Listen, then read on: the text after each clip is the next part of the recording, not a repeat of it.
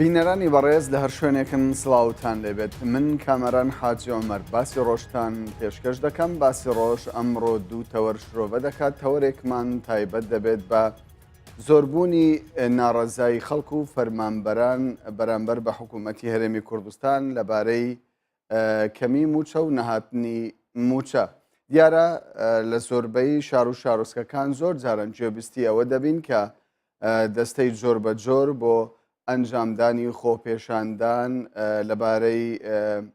ئەو هەڵوێستانەی حکوومەت ئەو ڕێو شوێنانەی حکوومەت بەرامبەر بە فەرمانبەران دەیگرێتە بەرگوێبیستی دەبین قسەی زۆر لەسەر ئەوە دەکرێتن کە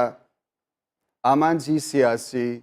لە پشت خۆپێشاندانەوە هەیە هەندێک جار دەگوترێت کە لە حەفتەی شوبات لە ساڵی 2011دا خۆپێشاندان ئەنجامدرا بەڵام دروشمەکانی خۆپێشاندان لەو کاتەدا کە بەشێکی زۆر لە حەزب و لایەنە سیاسیەکانش بەشداریان تێدا کردبوو نەهاتە دی دواتریش لەو خۆپێشاندانەدا ژمارێکی زۆر لە هاوڵاتیان بریندار بوون و ژمارەیەکیشیان بوونە قوربانی قسەی زۆر لەسەر ئەوەیە فەرمانبەران چی بکەن حکوومەت تاوەکو ئێستا ئەوەی نەگەیاندووە بە فەرمانبەران هۆکاری کەمبوونەوەی موچەیان نەدانی موچەیان بۆچی دەگەڕێتەوە ڕێگا چارەسەرەکان چین فەرمانبەران زۆربەیان بیر لەوە دەکەنەوە کە تاکە ڕێگا بۆ چارەسەرکردنی ئەو قەیرانە ئابوووریانەی یاخود ئەو هەڵوێستانەی حکوومەت بەرامبەر بە فەرمانبەران کردوویەتی تاکە ڕێگا خۆپێشاندانە بۆ قسەکردن لەسەر خۆپێشاندان و هەڵوێستی فەرمانبەران سەبارەت بە ئەنجامدانی خۆپێشاندان بە شێوەیەکی ڕاستەوخۆ لە شاری سلێمانیەوە عادل حەسەن ئەندامی دەستەی بەرەی ناڕەزایی خەڵک لەگەڵمانە و گفتوگۆی لەبارەی چۆنەتی ئەنجامدانی خۆپێشاندان و هەڵوێستی ئەوان سەبارەت بە ئەو ڕێگای کە ئەوان گرتوویانەتە بەر بۆ ئەنجامدانی خۆپێشاندان دەکەین بەڕێز عادل بەخێربێن بۆ کوردستان 24 پێم باشە سەرەتا باس دەدەستەکەی ئەوە بکەین کە ناوتان ناوە بەرەی ناڕەزایی خەڵک ئەم دەستەیە سەر بە چ لایەنێکە و چەند ئەندام لە خۆ دەگرێ و ئامانجتان چییە؟ سپاستانەکەم سپاس بۆ بینەرانی کوردستان 24 بێگومان دەستەی ئەم دەستەیە ناوی بەرەی خەڵکە ئێمە لە کەم ڕۆژی جەژنی قوربانی پیرۆزە کۆمەڵێک لە چالاگوانان و چالاگوانانی خۆپیشاندان و بە تایبەتی خۆپیشاندانەکانی مامۆستایان لە ساڵی ڕابردووە لە بەردەم باخی گشتی ژاری سلێمانی گربوونەوەیەک ئەنجامدرا هەر لەویا بڕاردرا ڕۆژی حەڤەی نۆی 2016 کۆبوونەوەیەکی فراوان بۆ سەرجەم چالاگوانانی سەرجەم چینی توێژەکان لە مامۆستایان لە فەرمانبەران لە زیندانیانی سیاسی لە پێشمەرگە دیێرینەکان لە هەموو چینی توێژەکان زانانی ئاینی ئەنجام بدرێت ڕۆژی حەڤەی مانگ لە باخی گشتی شاری سلێمانی کۆبوونەوە فراوانەکە ئەنجام درا لەو کۆبوونەوە فراوانەدا کە ژمارەیەکی زۆر لە سەرجەم چینی توێژەکان ئامادە بوون 19 کەس بۆ دیاریکران بۆ بەڕێوەبردنی چالاکی خۆپیشاندانەکانی ئایندا کە ئەم دەستەیە بڕیاری لێ ئەدەدات لەویادا ئەم 19 کەسە دوای یەکەم کۆبوونەوە کە ئەنجامماندا ناوی دەستەکەمان بە ناوی بەرەی خەڵک کە ئێستا کاریگەری قەیرانی دارایی و گرفتەکانی قەیرانی دارایی کاری کردوتە سەرجەم هاوڵاتیان و سەرجەم خەڵکی هەرێمی کوردستان ئەگەر ساڵی پار کاریگەری قەیرانی دارایی لە حاڵەتەوە بوو بێت ئێستا بۆتە دیاردا لە جەژنی قوربانی ئەم ساڵدا چەندین هاوڵاتی لە هەرێمی کوردستانە نانتوانیوە جەژن بکەن نانتوانێت کیلۆیە گۆشت پێداویستەکانی جەژن بۆ ماڵ و مناڵیان دابین بکەن بۆیە ئێمە بە پێویستمان زانی ئەم چالاکیە ئەم جۆرە پرۆژانە ناو بنین بەرەی خەڵک کە تعبیر لە سەرجەمڕا و خەڵکی هەرێمی کوردستان کات زۆر باشە کاک عادل دیارە قەیرانەکانی ئابووری بە شێوەیەکی ڕاستەوخۆ کاریگەری هەبووە لەسەر بژێوی ژیانی فەرمانبەران بەڵام پرسیارەکە لێرەدا ئەوەیە ئێوە وەکو دەستەی بەرەی ناڕەزایی خەڵک بڕیار لەکوێ وەردەگرن و چۆن بڕیار دەدەن کە دەکرێت ینی ئەمڕۆ خۆپێشاندان بکرێ یاخود بەیانی یاخود مانگێکی دیکە چێ ئەو بڕیارە دەدا ئێمە بڕیار لەو کەسەوە کە هەڵبژێدراوە لەو 19 کەسە هەر لەویادا ئەو ڕۆژە لەویادا بڕیارماندا کە 27 نۆی 2016 خۆپیشاندانێکی بەرفراوان ساز بکەین ئەو خەڵکە کە لێ بوون خۆیان بڕیاریانداوە 27 نۆی 2016 خۆپیشاندانێکی بەرفراوان بۆ گێڕانەوەی مافە ستەملێکراوەکان مافە پێشلکراوەکانی مامۆستایان و فەرمانبەران و سەرجەمچین و توێژەکان کە لەلایەن حکوومەتی هەرێمی کوردستانەوە مافەکانیان پێشەر کراوە شایستەدارایەکانیان موچەکانیان بڕاوە چارەکە موچە ئەدرێ بەسەر جەم موچەخۆران بۆیە هەر لەویادا ئەو خەڵکەی کە ئامادە بوون خۆیان بڕیاریان داوە کە 27 نۆی 2016 خۆپیشاندانێکی بەرفراوان لەسەر جەم شار و شارۆچکەکانی هەرێمی کوردستانە ئەنجام بدرێت. باش ئەو 19 کەسەی کە بوونەتە دەستەی بەرەی ناڕزایی خەڵک حزبین یاخود خەڵکی سڤیلن ینی بەدەر لەوەی کە فەرمانبەرن ئێمە دەزانین بەڵام زۆر جار دەگوترێت لە کوردستاندا کەسی بێلایەن نییە ئایا ئەمان حزبین یاخود بێلایەن ئێمە کە لەوێ کۆبووینەتەوە لەسەر بنەمای حیزبی کۆ نەبووینەتەوە و ئەگونجێ زۆربەمان یەکتر هەر نانازین دڵنیا دەکەمەوە لەو 19 کەسە کە لەویادا کۆبووینەتەوە بڕیارماندا و دەستێ پێکبێنین کە من یەکێکم لەو 19 کەسە توانم بڵێم 15 ناناسم کێیە خەڵکی کوێیە بۆچی هاتووە چی لایەنێکی سیاسی هەیە چی ئینتیمایەکی سیاسی هەیە چونکە ئەوەی کێمەی کۆکرێتەوە خەمی بژێوی ژیان و خەمی بژێوی منداڵەکانمانە نەوەکو ئینتیمای سیاسی گوێ ناین بە ئینتیمای سیاسی هیچ کەسێ ئەگونجی خەڵکی بێلانی تیابێ خەڵکی لایەنداری تیابێ بەڵام ئەوەی ئێمەی کۆکرێتەوە خەمی بژێوی ژیانمانە کە ئێستا گیرفانمان بەتاڵە ناتوانین بەم چارەکە موچەی حکوومەتی هەرێمی کوردستان کە 2 مانگ جارێ 45 ڕۆژ جارێ یاخود بە هەر جۆرەگە جۆرەکان دابەشیەکات ناتوانین بژێوی ژیانمان دابین بکەین بۆیە من بە دڵنیاییەوە ئەڵێم ئازارەکانمان مەینەتیەکانمان کێشەکانمان ئێمەی کۆکرۆتەوە دەستی لە پشتەوەیە ئەو دەستەی کە لە پشتیوێتی دەستی نەبوونی دەستی هەژاری دەستی برسێتیە دەستی هیچ لایەنێکی سیاسی لە پشت ناڕەزایەتەکانی خەڵکەوە نییە. باش چۆن ئەو قەنەعەتان بۆ دروست بووە ئەو قەنەعەتەتان بۆ دروست بووە کە لە ڕێگای خۆپێشاندانەوە دەکرێت قەیرانی ئابووری لە هەرێمی کوردستان چارەسەر بکرێ و حکوومەتی هەرێمی کوردستانیش بەدەنگ داواکاری ئێوەوە بێ. بێگومان لە هەموو دنیاە خۆپیشاندان و مانگرتن و ڕێکاری مەدەنی باشترین چارەسەرە بۆ دەربڕین ناڕەزایەتیەکان. بەداخەوە دەبێت حکوومەتی هەرێمی کوردستان وەڵامی داواکاریە مەدەنیەکان باتەوە. ئەگەر حکوومەتی هەرێمی کوردستان وەڵامی ڕێکاری مەدەنی ناتەوە من لێرەوە ڕای ئەگەێنم ئەم بەرەی خەڵک بەرەی خەڵکە دژی هیچ حیزبێکی سیاسی نییە. تعبیر لە هیچ حیزبێکی سیاسی ناکە هیچ ڕێکارێکی توندوتیش ناگرێتە بەر بۆ دەربڕنی ناڕازایەتیەکانی ئێمە هەموو ڕێکارێکی مەدەنی شارستانی یاسایی ئەگرینە بەر لەوە زیاتر ئێمە هیچ جۆرە چالاکیەکی تر ئەنجام نادەین هیوادارین حکوومەتی هەرێمی کوردستانیش لە پەیامەکەمان تێبگات چونکە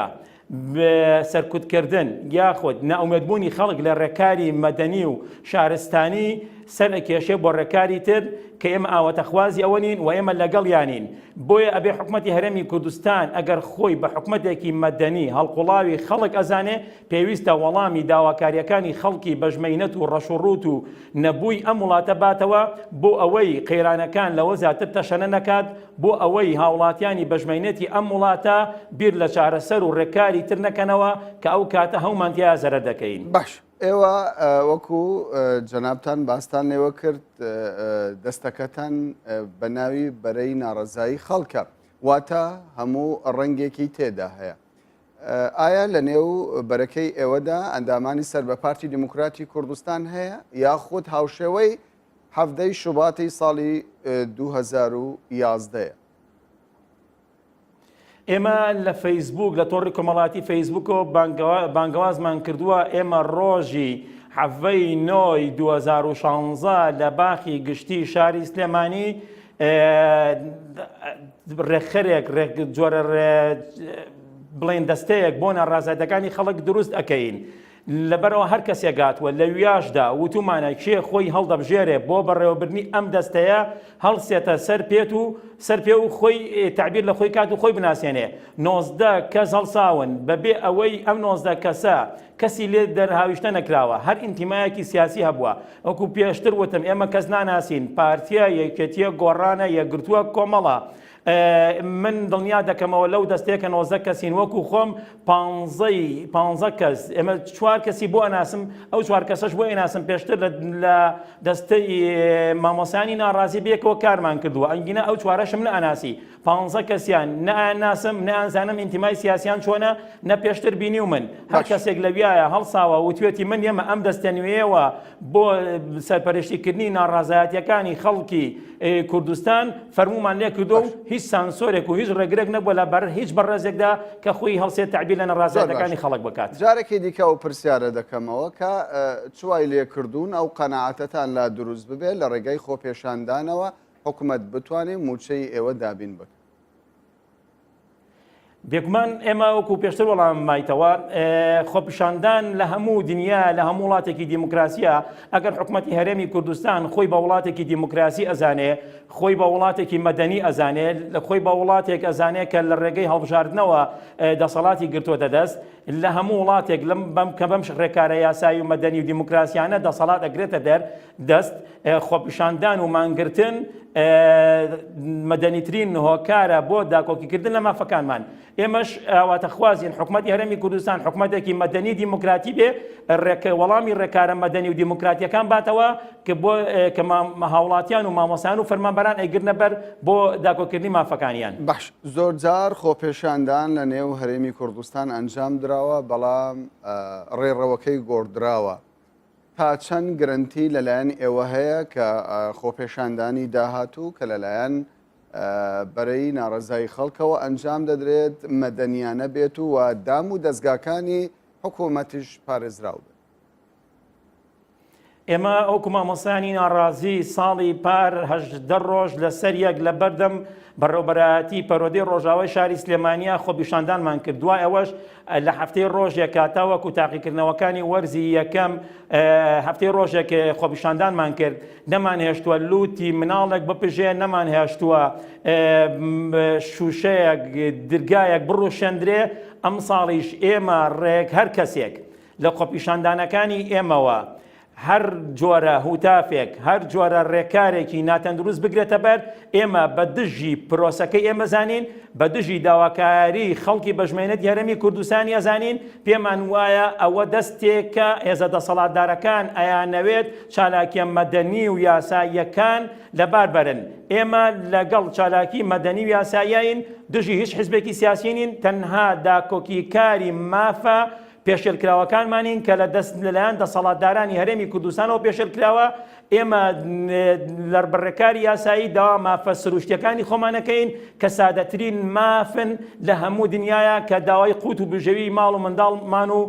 هاوڵاتیانی بەژمێنێتی ئەم وڵاتەکەین. باش ئێوە بڕیارتان داوەکەی دەست بە خۆپێشاندانەکانتان بکەن.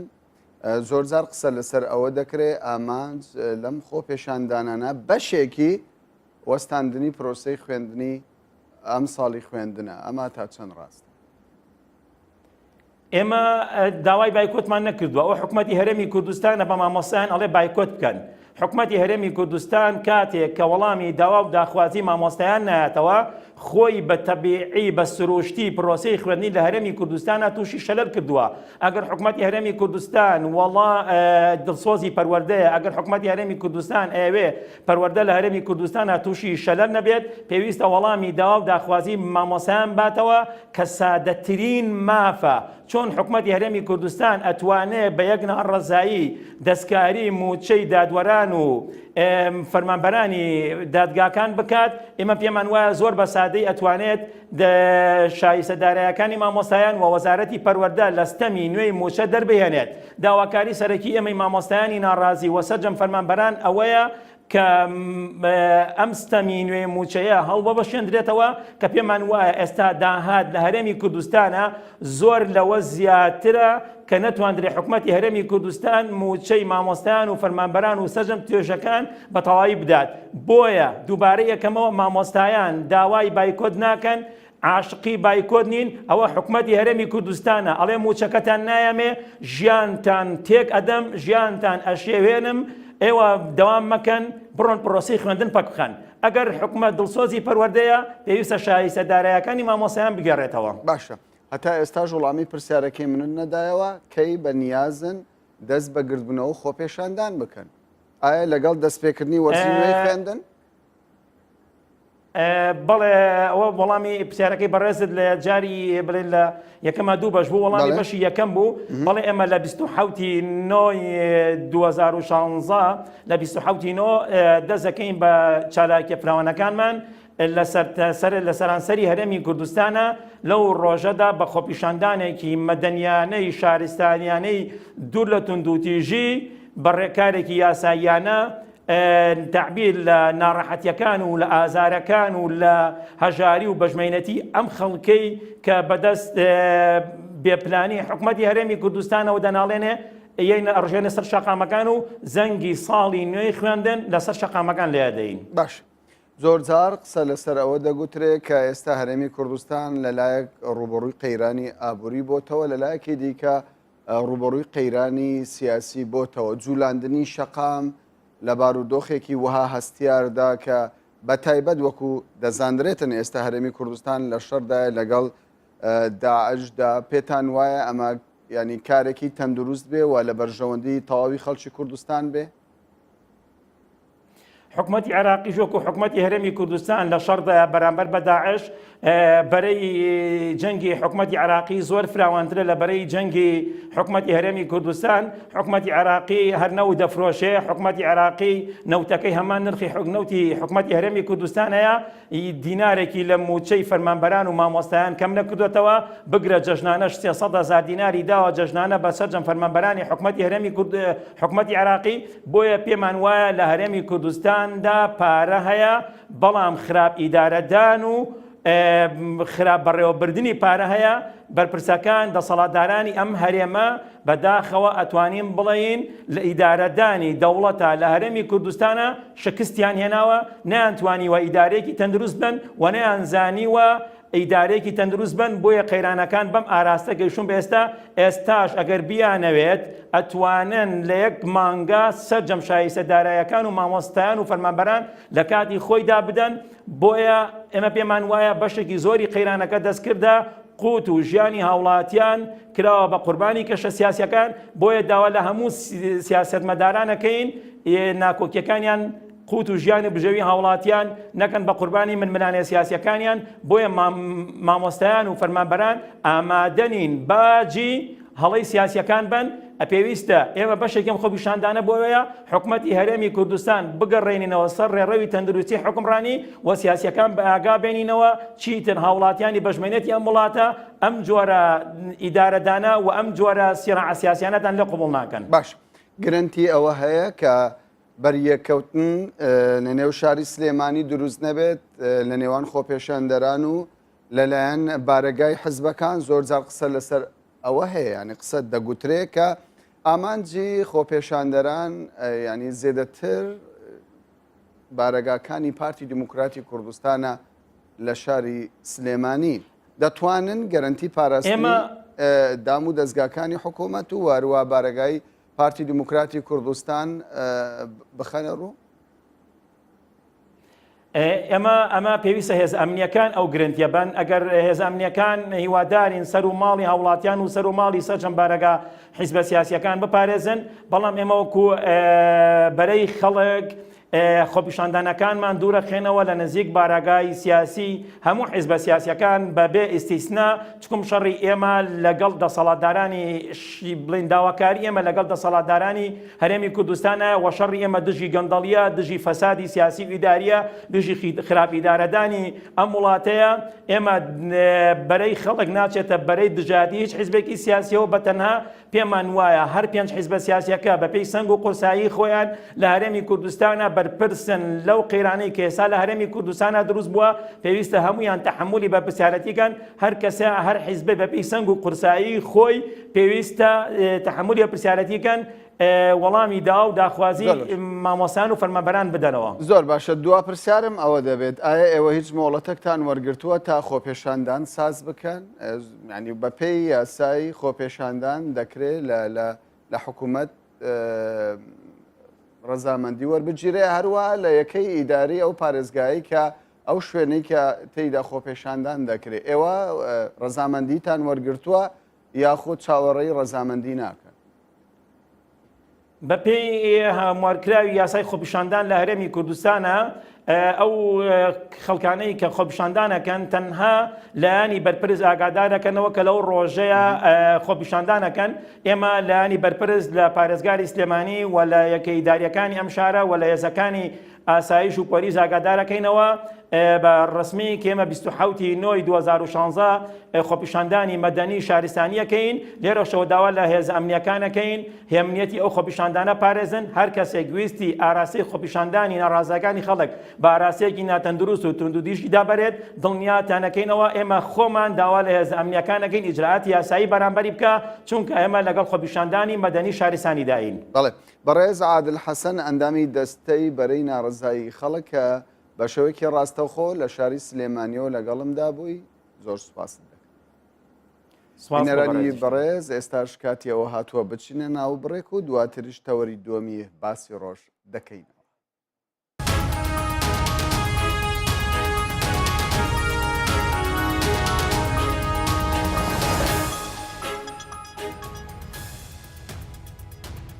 جارێکی دیکە سڵاوتان لەبێت بینەرانی کوردستان 24 باسی ڕۆژ بەردەوامە گفتوگۆ لەسەر قەیرانی ئابووری هەرێمی کوردستان و هەنگاوەکانی حکوومەتی هەرێمی کوردستان بە تایبەتتر هەنگاوەکانی پارتی دموکراتی کوردستان وەکو حزبی یەکەم لە حکوومەتی هەرێمی کوردستاندا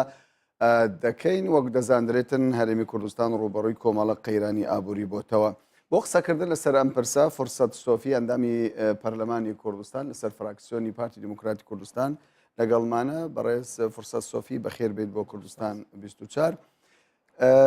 هەنگاوەکانی پارتی لەم بارودۆخی ئێستاکەدا کە کەمێک بەر لە ئێستا نوێنەرێکی دەستەی بەرەی ناڕزایی خەڵک لەگەڵمان بوو باسییان لەوە دەکرد کە بۆ ئەوەی موچیان دەست بکەوێت و فشاری زیاتر بخەنە سەر حکوومەت ئەو پارەیە کە هەیە حکوومەت نایدا بە فەرمانبەران ئەوان لە ڕێگەی خۆپێشاندانەوە هەوڵ دەدەن مافی خۆیان بەدەست بخەن. ئێوە هەڵوێستان چی دەبێت؟ بەنای خی گەورە و میهرەبان سڵاو ڕێز بۆ بینەرانی بەڕێز و سوپاس بۆ ئێوەش. طبعاً پێش هەموو شتێک مەسلەی ناڕزایی دەربڕین و خۆپیشاندانی ئاشتیانە و داواکردنی مافی خۆیان کە مەسەلەن فەرمانبەر لە وڵات کاتێککە دادەمەزرێ مافی هەیە ئیلتیزاماتیشی هەیە ماف ئەوەیە کە ئەو حقوقە مالیانەی کە دەبێ هەی بێ لە موچە و تەرفیع و تەرقیە و علاوە ئەوانە دەبێت بۆی دەستەبەر بکرێ و لە بەرامبەریش داوامکردن و ڕاپەڕاندنی کاروباری ئیداری و خەڵک بۆیە کاتێک کە تۆ داوامەکەی کاتێک کە وەزیفەی ئیداری خۆت بەجێدەگەین لە بەرامبەرەوەش دەبێت حکوومەت دەوڵەت موچەت بۆ دابین بکات. بۆیە ناڕزایی دەربڕین خۆپیشاندان مافێکی ڕەوای خەڵکی کوردستانە تا ئەو شوێنەی کە ئاشتی خوازانە بێ و تا ئەو شوێنەی کە ئەم ناڕزایی خەڵک و مەعانات و ئێش و ئازاری خەڵک و بێموچەیی و گیرفانبەتانی خەڵک بۆ ئامانجی سیاسی و هێزە سیاسیەکان خۆی لە ناو نەگلێنن بۆ ئەوەی بیکەنە فشار و زەختی سیاسی بۆ بەدەستێنانی مەکاسیب و دەستکەوتی سیاسی. ترستان هەیە لەوەی ئەم خۆپێشاندانە زۆر جار لە قۆناغەکانی ڕابردوو خەمەکانی خەڵک ماندوێتی خەڵک گیرفان بەتاڵی خەڵک استیغلال کرا و ڕووداوی ناخۆش و نەخوازراوی لێکەوتەوە و بینیمان بەداخەوە لە هەندێک شوێن خوێنیش ڕژا و مەقەراتیش سوتا لە شوێ لە پشتی ماندووبوونی خەڵک لە پشتی ناڕزایەکانی خەڵک ئەگینا ئێستا چێ هەیە لەم دۆخە ڕازی بێت تاوەکو بەشێک بەرەی ناڕازی بن و بەشێک بەرەی ڕازی بوون بێ چێ هەیە وجدانی هەبێ و ئینسافی هەبێ و لەم وڵاتە پەروەردە بوو بێ کوڕی ئەم وڵاتە بێ کچی ئەم وڵاتە بێ دڵی بەم وەزعی ئێستا خۆش چی هەیە لە بەرەی ڕازی بێ تاوەکو بەزبوعەیەک لە بەرەینا بۆیە بە تەسەوڕ ئێمە هەمومان درک بە معاناتی خەڵکەکەین بە ئازاری خەڵکەکەین. بەڵام ئەگەر فەرمانبەرێک مامۆستایەک ینی چەند مانگێک موچەی دواکەوت بێت گیرفانی بەتاڵ بێت ینی تکرار ببتەوە ڕۆژانە معاناتەکانی تکرار ببتەوە چی بکات؟ ئێستا مەسلەی ناڕزایی دەربڕین و خۆپیشانە شتێکی مەرفوز نییە شتێک نییە یعنی لە سنووری ئاشتی خوازانەی خۆی ئەسەن مەترسیداریش نییە ئەوەی کە وای کردووە دۆخەکە جێگای نیگەرانی بێ و هەندێک جار مرۆڤ ترسی مەترسیدار بوونیشی لێ بکە ئەو ناسەقامگیریە سیاسەیە کە لە نێوان هێزەکان هەیە چونکە تۆ ئەوەی دەیبینی لە شاشەکان ئەو دردۆنجە سیاسی لە نێوان هێزەکان هەیە مەترسی ئەوە هەیە ئەمە خەمی خەڵق قوت بدات گیرفانی خەڵق قوت ببای کە قوت بدات کە بەتاڵە و بیهێنی تەرجەمەی کە بە شێوەیەکی سیاسی بینی تەرسەر ئەرزی واقع ئەمە مەترسێکەیە ئەگینا ئەوەی تر وەکو بەجەنابتم گوت ینی خەڵک ئێستا زۆر پەرێشانە زۆر بێوەزە ئەوە خەمی هێزە سیاسیەکانە بێن بەیەکەوە دابنیشن یعنی بیرێکی جدی لە مۆزی ئەم خەڵکە بکەنەوە ینی بۆیە کاتێک کە ئێستا حکوومەت مبادرەیەکی کردووە ئەڵێ بابین بێکەوە دابنیشن بێکەوە باسی خەمی خەڵک بکەین خەمی موچەخۆران بکەین پێم باشە هێزە سیاسیەکان ئەم مبادرەیە ئەم بانگهێشتنامەیە ئیستیغلال بکەن بە دوو شێواز یەکەمیان ئەوەیە ئەو ڕقەمانەی کە باسەکرێت لە ئەعلام و ئەو تێڕوانینەی کە بەردەوام پەخشەکرێت کە پارە هەیە و نادرێتە خەڵک بچن ئەمە لە شاشە نەگوترێ وەجهەن لوەجه ڕوو بە ڕوو فیس تو فیس لەگەڵ حکوومەت ئەمە بگوترێ و دۆکۆمنت و سەنەدات و بەڵگەنامەی پێشکەش ئەم دۆکۆمنتانەی کە حکوومەت دەیخاتە بەردەم حزبەکان هەمان ئەو ئامارانەیە کە وەزارەتی سامانەکان ئەمە بۆ ئەوە دەبێت دەبێت جەنابەت بێ نوێنەرێکی حکوومەت بینی بێ قسەی خۆی بکە من نوێنەری حکوومەت نیم من ئەڵێم دەبێت بە شەهامەت و بە جوامێری ئەوانەی کە بەڵگەیان لەلایە کە پارەیە و نادرێت بن لە بەردەم حکوومەت بیڵێن و دواتریش کات نەدەتوانن لە کۆنگرێکی ڕۆژنامە نووسیش موقیف خۆیان ڕابگەێنن خاڵی دووەم پێیان وایە ئەم وڵاتە مەسەڵەن ئەڵێن حکوومەت نەیتوانیوە ئیدارەی قەیرانەکە شێکی سەرکەوتوودا باشە تۆ بەشێکی لەم حکوومەتە بەشێک لەو هێزانەی کە بەشێکی کاریگەریشن لەم حکوومەت ئەم قسانە دەکەن ئێستا تۆ بڕۆ ڕوئیای سیاسی خۆت لەم حکوومەتە بڵێ چۆن لەم قەیران دەرچین باسی بکە ئەگەر حکوومەت ناتە سەرخەت ئیستیجابەی نەبوو لە کۆبوونەوەک و دوو کۆبوونەوە ئینجا دەبی بین بیر لە کۆمەڵێک بژاردە بکەین و ئایا ئەم پەرلەمانە هەڵوەشێنینەوە کۆمەڵێک لە ئێمەی پەرلەمانتار 58 مان استقالە بدەین و پەرلەمان هەڵبۆشێتەوە حکوومەت بیتە تەصریف ئەعمال و انتخاباتێکی پێشوەختە بکەین ئایا حکوومەت هەڵوەشێنینەوە ئایا حکوومەتێکی ئینقاذی وەتەنی دروستکەین بەڕێز سۆفی بۆچی ئێوە دەتانەوێت یعنی بۆچی دەتانەوێت لە حکوومەتەوە بڕیارەکان دەربچی لە پەرلەمانی کوردستانەوە دەربچێت لە کاتێکدا کە پەرلەمان پەرلەمانەوە دوو خاڵ هەیە لێرە ئەوان منی پەرلەمانتار پێش هەموو کەسێک ئیحراجم لەوەی ئێستا وەزعی پەرلەمان وایە ڕۆژانە ئێمە بەردەوام تووشی ئیحراجێ بین لەبەر ناتوانین نە ئەدائی تەشریعی خۆمان بکەین نە ئەدائی ڕقابی خۆشمان بکەین نە ئەدائی تەمثیلی خۆشمان بکەین نەرایەتی خۆمان وەکو پێویست بۆیە یعنی ئەگەر کەسێک زۆر ئارەزوو بکار ڕۆژێک زووتر ئەم پەرلەمانە بکەوێتەوە سەرکار یان چارە نووسی بەرەو هەڵوەشانەوە دەبێ من بم نەک خەڵکێکی تر لە خەم زیاتر لە خەمی پەرلەمانیە لە من بەڵام ئەوە دۆخێکی سیاسیە و دروست بووە ئێستا حکوومەت لە کاردایە و ئێستا هێزە سیاسیەکان باسی مەسەلەی مەسیری ئەم حکوومەتە دەکەن خۆ دەبێت بێن لەگەڵ ئەم حکوومەتە دابنیشن ئایا ئەم حکوومەتە چی پێیە ینی دانەنیشتن بەیەکەوە گفتوگۆ نەکردن چ بەدیلێکی تری هەیە بەڵام جگە لە فەوزایەکی سیاسی زیاتر پێشتر ئەوان لە حکوومەتدا بوونە ئێستاش بەشی زۆری حزبەکان لە حکوومەت بەشدارن شتی تازە لە حکوومەت نابیندرێت تەنانەت باز دەوە دەکرێتن ینی 3 مانگە حکوومەتی هەرێمی کوردستان ئەنجومەنی وەزیرانی هەرێمی کوردستان کۆبوونەوەی خۆی ئەنجام وەکو بەجەنابتم پێویست دەکاتن تەفاسیلی ئەدائی لاواز و بەهێزی حکوومەت پەیوەندی بەمنەوە نیە ینی بێم لێرە قسەی لەسەر بکەم بەڵێ پەیوەندی بەمنەوە هەیە کە وەکو ئەندامێکی پەرلەمان قسە بەس وەکو ئەوەی کە حکوومەت 3 مانگە بۆ کۆ نەبووتەوە دەبێت لە حکوومەت پرسی ئەمما سەبارەت بەوەی کە ئەوانەی ئەکتەری سەرچین لە ناو حکوومەت قەرار بەدەستن لە ناو حکوومەت نابێ وەکو معارەزە قسە بکەن ئەوە کێشەکەیە ئەگەر بریار بوو پێشتر مثلەن کە نەفت وەزعی باش بوو کە تەسەوڕ دەکرا لە ڕێگای نەفتەوە کوردستان لەسەر ئاستی جیهان پێگە و کاریگەری قورستر دەبێت کە وەزعی خەڵک باش بوو خۆ بەر نەدەکەوت چێ بڵێ من مبدعی فرۆشتنی نەوت و بەرهەمهێنانی نەوت بووم خۆ ئەو کاتی کە دەستکەوت بوو ئێستا کە وەزع خراپە و سعری نەفت دابەزیوە و گومان هەیە لەسەر شەفافیت نەوت هەر ئەوانش ئێستا هاتوون تەواو خۆ لە سیاسەتی نەوت و بریارەکانی فرۆشتنی نەوت کە لەو ئەنجومەنی وەزیرانە درا کە هێزە سیاسیەکان لەوێ بوون کە ئەنجومەنی هەرێمی کە قەت ڕۆژێک کەسێکمان نەبینی ناڕزایی دەرببڕێ کە و کات گۆڕانی شتدا بوو یەکێتیش ئێستا لایەزال تێدا بۆیە ئەمە قسەکە لەسەر ئەوە نییە حکوومەت شەفافە بەڵێ هەمومانەڵێن کەم و کوڕی لە شەفافێتی نەوت هەیە حکوومەت وەکو پێویست ئەدای حکومی و ئیداری خۆی نەکرد بەڵام بۆ چارەسەر بەڵام کێشەکە ئەوەیە کێ ئەم دۆخەی بە ئێستا گەیان ناکرێ ئێمە بەم ئاراستەیە بیر بکەینەوە کە تەنها هەموو ئەوەی گوزەراوە هێزێکی سیاسی لی بەرپرسیارەوە ئەوانی تر فریشتە و مەلایکەتن ها لێرەوە حساسیەتەکە دروستەبی خۆ ئەگەر بین هەمومان مل بدەینی هەریکە و بەشی خۆی لە بەرپرسیارەتەکە یعنی من پێم وایە هیچ ئەزمێک مستحیل نیە هیچ قەیرانێک مستحیل نییە برێ ئێمە تێی ناپەڕێنین بەڵام ئێمە ئەوەندەی خەریکی اتهامکردنی یەکتر و تۆمەتبارکردنی یەکترین ئەوەندەی خەریکی ئەوەین تۆپەکە لە مەلعبی خۆمفرەدەم و فڕیدەمەوە یەکتر ئەندی ئەو بیر لەوە ناکەینەوە چەند بژاردە هەیە یعنی هەموو دەرگایەکی داخرا و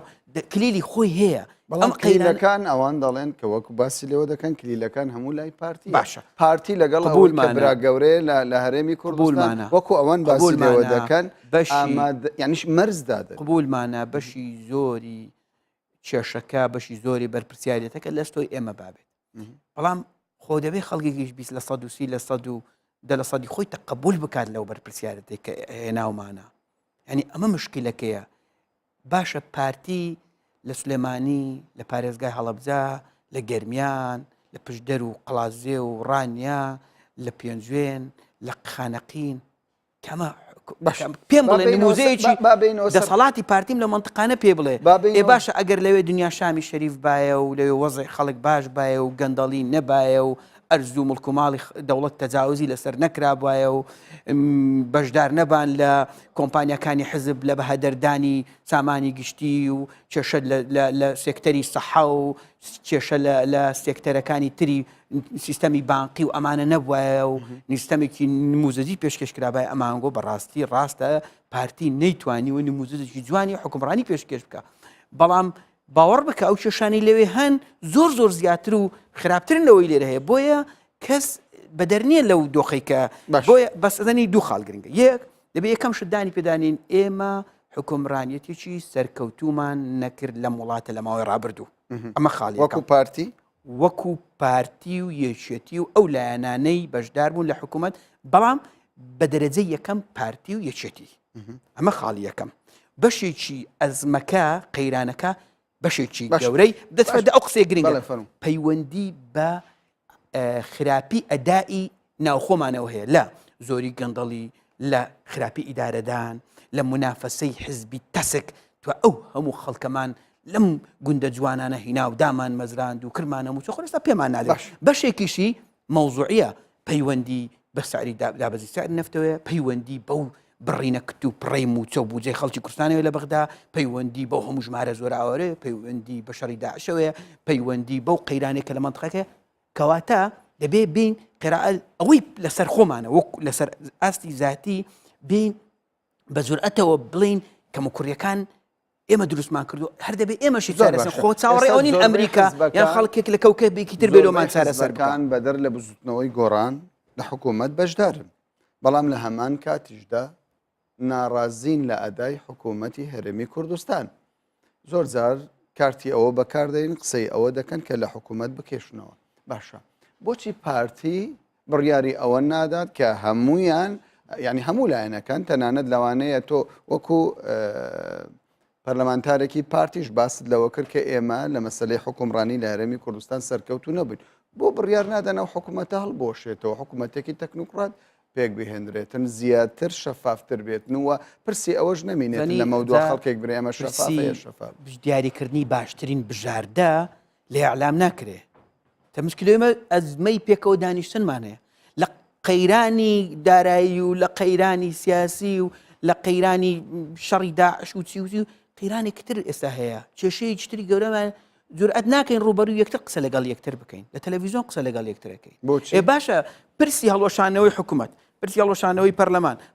پرسی هەڵبژاردننی پێشوەختە پرسی حکوومەتی ئینقاذوەتەنی پرسی حکوومەتی تەکنۆکرات پرسی چی ئەوانە کە بژاردن لەکوێ بریاریان لەسەر پارتی سەردانی مەکتەبی سیاسی بریاریان لێ دەدرێ سەردانی مەکتەبی سیاسی پارتی یاخود جێگری سەرۆکی پارتی دیموکراتی کوردستان نێچیروان بارزانی بۆ نمونە بڵین بۆ لای بزوتنەوەی گۆڕان ئەمە بە شکستی پارتی تەواو دەبێت کە ئەنجامی نادەن مەسەلەکە لەم شێوەی خوارەوەدا ئێمە دەبێت کاتێک مؤسسەیەکی ڕسمیمان هەیە کە حکوومەتی هەرێمی کوردستانە بڵێ ئێمە بەرنامەیەکمان ئامادە کردووە بۆ ئەوەی داتا و زانیاریتان بۆ بخەینەڕوو و بۆی گوێشتان لێ بگرین بزان ڕوئیاتان لەسەر داهاتووی حکوومەتی هەرێمی کوردستان چۆنە ینی ڕەفزکردنەوەی دانیشتن لەم کۆبوونەوەیە باوەڕ کە هیچ پاساوێک کەڵ ناگرێت خۆ مەکتەبی سیاسی پارتی داوای نەکردووە تاوەکو ببەستێتەوە مەسەلەی بەڵام پارتی دەست پێش خەر بێت باز دەوە بکە کراوە دەست پێشخەری کراوە ئەی سەرۆکی دیوانی سەرۆکایەتی هەرێم نەچوە سلێمانی لەگەڵ هەموو ئەو لایەنانە دانێنیش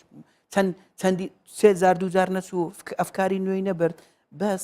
زەنی چۆنە کە من دوو هەنگاو دێمە پێش ئەسە منت و بەرنامە دەکەین ئەگەر بە عینادی بیکەین خەڵک ئەسڵەن ناتوانین تاقەتی گوێمان لێ بگرێت خۆ دەبێت من کاتێک کە تۆ پرسیارەکەی من گوێ بگرم کاتێک کە منیش قسە دەکەم تۆ گوێ لێ بگری پێشاندان بابینەوە سەر خۆ پێشاندان تۆ بێ پێش خۆی لەگەڵن خۆ پیشاندان وەکو باسم کرد تا ئەو شوێنەی طبعاەوە تەسەوڕەکەم ڕێئی دقیقی پارتیە تا ئەو شوێنەی خۆ پیشاندانێکی مەدەنی بێ خەمی خەڵک بێ بۆ ناڕزایی دەربڕین بێ لە پێناو چاکترکردنی وەزعی خەڵک ئەمە پێشوازی لێکراوە ئەمە ئیجابیە و ئەمە لەوانێ ببێتە فشارێکیش بۆ سەر حکومت بۆ ئەوەی گاوەکانی ئیسلاح کەمکردنەوەی خەرجی بەدەستهێنانی داهاتی نوێ خۆ تونکردنەوە و خۆپتەوکردن لە پێناوی ئەوەی زیاتر بە خەمی خەڵکەوە بچێ و لەگەڵ خەڵکدا بێ بە زۆر ئیجابیە بەڵام لەو شوێنەوەی کە خۆپیشاندان بووە وەسیلەیەک بۆ ئەوەی هێزێکی سیاسی یان چەند هێزێکی سیاسی وەکو کارتێکی فشار بۆ بەدەستێنانی تەنازولاتی سیاسی و بەدەستێنانی مەکاسبی سیاسی بۆ خۆیان بەکاری بهێنن ئەو کات خەمەکانی خەڵک معاناتی خەڵک گیرفان بەتاڵی خەڵک سکی برسی خەڵک بزر دەبێ و ئەو هێزە سیاسیانە لەسەر ماندوێتی خەڵک لەسەر معاناتی خەڵک تێپەڕ دەبن بەداخەوە ئەزمموی تاڵی ڕابردوو هەر لە حەفدەی شوباتەوە تاوەکو ئەحداسەکانی پێش 12 ساڵی 2015 ئەومان پیشانەدەن هەمیشە ناڕزایی خەڵکو و تووڕەیی خەڵک بەکار هاتووە هەمیشە هێزە سیاسیەکان چوونەتەوە خۆیان تێوە گلاندووە دەستیان تێوەرداوە لە خەمەکانی خەڵک ئێستاژە و حالەتە هەیە مەترسی ئەوەتان هەیە جارێکی دیکە بازارەکانی پارتی ینی لە ئیداری سلێمانی بکرێن بە ئامانج نابێ پەلە بکەین لە ئیتیهامکردن نابێ پەلە بکەین لە بەشینەوەی باز لە مەترسی دەکەین ناومێدی مەبەستم هەیە بەستم ڕووداوە تاڵەکانی ڕابردوو هەمیشە وای کردووە هێزە سیاسیەکان لەسەر پشتی ماندوێتی خەڵک هاتوونەتە پێش و هەندێک جار خەڵکیش ئیستیغلالی ماندوێتی خەڵکی کردووە هاتووە تەمسیلێکی کردووە دواتر لە ئینتخابات و لە هەڵبژاردنەکان سوودی لێوەرگرتەوە و دەنجی پێکەوە کردوێتەوە بۆ خۆی زۆرمان بینین ئەو مەلایەنە ئەو ڕۆشنبیرانە ئەوەی عەلامیانە لەسەر پشتی ماندوێتی خەڵک و هەژاری خەڵک هاتنە مؤسسات و لە هەڵبژاردنەکان بوون بە پەرلەمانتار و دەنگیان بەدەستێنە من ترسی ئەوەم هەیە ئەوانەی زکیان پڕە ئەوانەی گیرفانیان پڕە ئەوانەی هەر ڕۆژێ لە وڵاتێک بە ئیفاد و لەسەر گیرفانی ئەم ملەتە دەستنە ئەو وڵات و ئەو وڵات ئەم جارەش بێن بە دەنگێکی گڕ هاوار بکەن تاوەکو مەکتەبی سیاسی پێ بەدەست بێن بۆیە من هیوادارم مامۆستایان فەرمانبەران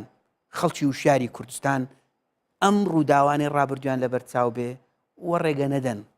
خەڵکێکی سیاسی بە ئامانجی سیاسی بێن لەسەر پشتی ماندووبوون و برسێتی ئەوان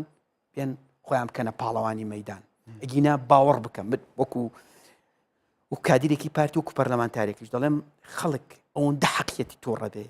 ئەوەندە حەقیەتی ناڕزایی دەرببڕێ ئەوەندە حەقیەتی کە نیگەران بێ لەم دۆخە یعنی ئەگەر کەسێک وجدانی هەبێ ئەگەر کەسێک ڕۆژێک گیرفانی بەتاڵی بینی بێ قەت نیگەران نابێت لە ڕێی خەڵک لە هاواری خەڵک لە بێزاری خەڵک حتا هەرچی بڵێن حەقی خۆیانە لەبەر ئەوەی حکوومەتی هەرێمی کوردستان ئێمەی دەسەڵاتدار نەمانتوانیوە حەقێکی قانونی و ڕەوای خۆیان پێیان بدەن هەموو حزبەکان ینی باز لە مافی خەڵک دەکەن لەگەڵ ئەوەدان کە لەم هەرێمەدا غەدرێکی زۆر بەس نابێت خەڵک چاواشە بکەین منی پارتی دەبێت بڵێم بەرپرسیارم لە وەزعی بەسەر خەڵک پەنا بۆچی ببادێتە سەر شەقام دەگوترێت ئەمانە ئامانجی سیاسیان لە پشتەوەدایە و ناگوترێت تەجروبە تاڵەکانی ڕابردوو بالئیمتیاز ئەوە ئیسپات کرد کە نەک ئەم خەڵکێک بەکار هاتبێ هێزەکان هاتوون خۆیان تێوە گلاندووە اینجا خەڵک وردە ئەتاوێتەوە خەڵکە برسیەکە ئەتاوێتەوە ئیتر ئەبێتە دەستکەوتی سیاسی ینی بەداخەوە ئەو شینواوەی لای زۆرجار بۆ برسێتی خەڵک زۆرجار بۆ سیستەمی حکومڕانی زۆرجار بۆ نیزامی پەرلەمانی زۆرجار بۆ دروبەڕووبوونەوەی تاکڕەوی و ئەم مەسەلانە دەگوترێ هەمووی لە پێناوی منیش بەشێکی دەسەڵات و کێکەکەم دەستکەوێ من نمونەیەک بۆ جەنابەت دێنمەوە من خۆم ئامادەی ئەم کۆبوونەوەی بووم لە کۆبوونەوەیکی پێی دەگوترا ئەو کات کۆبوونەوەی 5 قۆڵی ساڵی ڕابردوو لەم کۆبوونەوەیە طبعا جەناب تەزانین لە تەلەڤیزۆن باسی سیستەمی پەرلەمانی بوو ڕێگەگرتن بوو لە تاکڕەوی دەبێت دەسەڵاتەکانی سەرۆ کەم کرێت و ئەم مەسەلا نەبوو وانە لە تەلەڤیزۆن بەڵام لە ژوورەوە کە کامیرەی لێ نەبوو باسی ئەوە بوو کاکە ئەگەر بریار بێ لە قانون نەسێکە بێ کە سەرۆکی حکوومەت و سەرۆکی هەرێم لە یەک کات بۆ یەک حزب نەبێ کێشە نییە با ئەو سەرۆکەی هەرێمەی ئێستا 4 ساڵی تر بەردەوام بێ با دەسەڵاتەکانی وەکو خۆی بێ بەس بەمەرجێک با سەرۆکی حکوومەت لە هەمان کات بۆ یەک هێزی سیاسی نەبێ خوا ئەمە لە خەمی دیموکراسی بوونە لە خەمی سیستەمی پەرلەمانیە لە خەمی تاکڕەویە یان لە خەمی منیش لەم وڵاتە پۆستێکی باڵام دەستکەوێ ئێستاش هەز دەکەم لەوەی کە ماوەی چەند ڕۆژی ڕابردوو ئەو گەمە هەندێک جار مناوی لێنم گەمە هەرزانەی کە لە ئەلام بینیمان و هەندێک هێزی سیاسی دەیکەن بەشێکی گەورەی پەیوەستە بەوەی کە چۆن ئێستا مادام وەزع خراپە بێم خۆمی لێ بەمەدە خۆم پاکەمەوە کەواتە ئێستا کەس خاوەنی خەڵک نییە حزبەکان هەر کەسە و بۆ گیرفانی خۆی و لە خەمی کێکەکەدایەکەنی من با پشتێکت پێ بڵم ئێمە چوینە پەرلەمان یەکەم خەمی ئەو برادرانی پێشتر لەم ئۆپۆزیسیۆن بوو هاتنە سەڵەوە بوو چۆن قانونی تەمویلی ئەحزاب دەربکەن قانونی بەخچینی حزبەکان دەربکەن و فعلەن دەریشت و لە کاتێکدا کۆمەڵێک قانونی تری گرنگی اقتصادی تایبەت بە شەفافیەتی نەوت ئەمانە سڕیان گرت و لە پشتەوە دانران کامە هینرا پێش ئەوەی کە پارە بۆ حزبەکان دەرخان بکرێ و دەریشت چوو و تکای دنیاشمان کرد بە ئەم قانونە جارێت تەجیل کەین چکە وەزعی اقتصادی هەرچەندە هیچ پارە سەرف نەکرا بەڵام خۆ قانونەکە دەرچوو معنای وایە خەڵکی کوردستان بەو تاریخی ڕابردوومان بەو وەزع ئێستا پێم وایە ئیتر نابێتی تر خەڵکی کوردستان خۆی قبول بکە ئیستیقلال بکرێ بەڵام ناشکری حکوومەتی هەرێمی کوردستان هێزە سیاسیەکان کە لە دەسەڵاتدان پێش هەمویان ئێمەی پارتی ناکرێ تا سەر بێدەنگ بین لە ئاست معاناتی خەڵک بە هەر نرخێک بێ وەزیفەی حکوومەتە دەبێت بە دوای سەرچاوی نوێی داهات دابگەڕێ بۆ ئەوەی وەزعی خەڵک باشتر بێ مەخاڵیەک دوو دەبێت حکوومەت چیتر بێدەنگ نەبێ لە پێشکەش نەکردنی ڕووکردنەوە بۆ ئەم خەڵکە ئەم خەڵکە خەریکە تووشی سەر لێ شێوانە بێ بزانی کارەساتی گەورە ئەوەی خەڵک ئەحساس نەکە کە پارە نییە ئێستا ئەوەندە ئیش لەسەر ئەوە کرایە کە پارە هەیە و دابەش ناکرێ خەریکە هەمووی باوەڕ دەکات دەبێت حکوومەت بێ قسە بکات دەبێت حکوومەت بێ ڕقەمی ڕاست و دروست بۆ خەڵک بخاتە ڕوو ئەگینا بەم شێوازە زۆر باش بەم وەزای ئێستا من دۆخێکی سەخت و خراپ دەبینم بەڵێ فرسەت سۆفی ئەندامی پەرلەمانی کوردستان لەسەر فراکسیۆنی پارتی دیموکراتی کوردستان زۆر سوپاست دەکەم بینەرانی بەڕێز سپاس بۆ ئێوەش کە کاتی خۆتان بە ئێمەدا بمێنن بە خێر و خۆش